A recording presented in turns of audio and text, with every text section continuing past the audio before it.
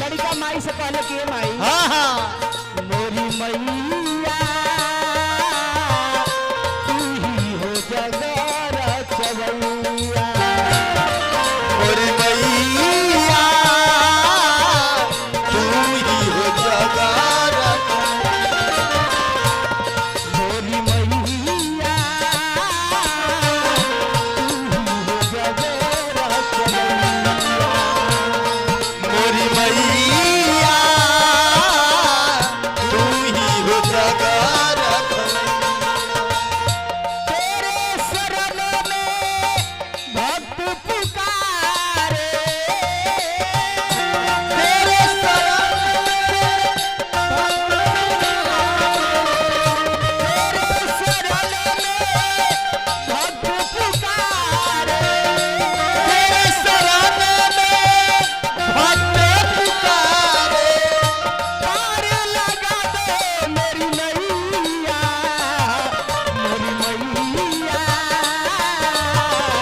तू ही हो जगत चवैया मोरी मैया तू ही हो जगत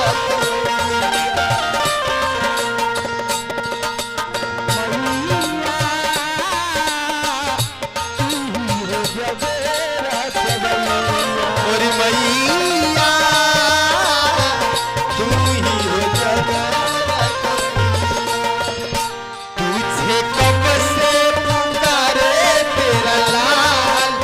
आजा माँ शेरवाली तुझे कब से पुकारे तेरा लाल आजा माँ शेरवाली लेके हाथों में पूजा की थाल लेके हाथों में पूजा की थाल आजा माँ शेरवाली आजा कब से पुकारे तेरा लाल आजा माँ शेरवाली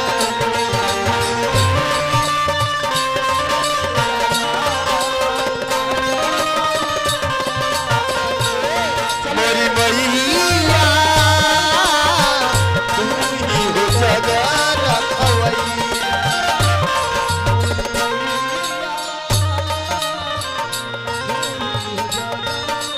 चले कन्हैया जी दीपक जी के तरफ से पुरस्कार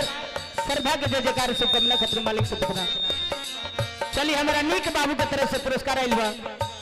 श्रद्धा के जय जयकार शुभकामना खत्र मालिक से पकड़ा हाँ हाँ लड़का माई से कहले कि ये माँ तू ही बनी राधा तू ही बनी सीता तू ही बनी महामाया तू ही बनी राधा तू ही बनी सीता तू ही बनी महा चलिए परमानंदी हमरा अजय जी के माता जी के तरफ से 101 रुपया के धनराशि ए सिटिया ता कामना खतरे माई से प्रार्थना करो भक्ति भजन में मन लगा रहो तू ही बनी राधा तू ही बनी सीता तू ही बनी महामाया तू ही बनी राधा तू ही बनी सीता तू ही बनी महा रावण जैसे बलशाली को रावण जैसे बलशाली को रावण जैसे बलशाली को तू ही हो नाश करवैया मोरी मैया तू ही हो जगत चवैया मोरी मैया तू ही हो जगत खवैया चलिए मिलन सेवा समिति की दुर्ती हटा सिटिया ता भाई इस समिति के सदस्य वाले परमानंदी हमरा धनोली भाई की तरफ से अनगिनत रुपया धनराशि हाँ हाँ श्रद्धा के जय जयकार शुभकामना खतर मालिक से पूछना लड़का कहले कि ये माई हाँ तेरे शरण में भक्त पुकारे कहाँ हो मैया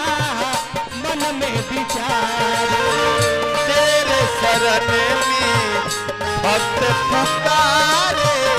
कहाँ मैया तेरे दुआरे भक्त पुकारे कहाँ हो मैया मन में विचारे तेरे दुआरे भक्त पुकारे कहाँ हो मैया मन में विचार लाल बाबू लहरी आइले दुआरी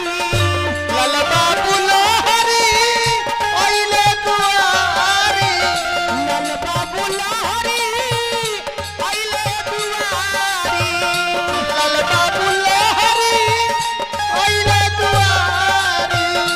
अब ना देर लगैया मोरी मैया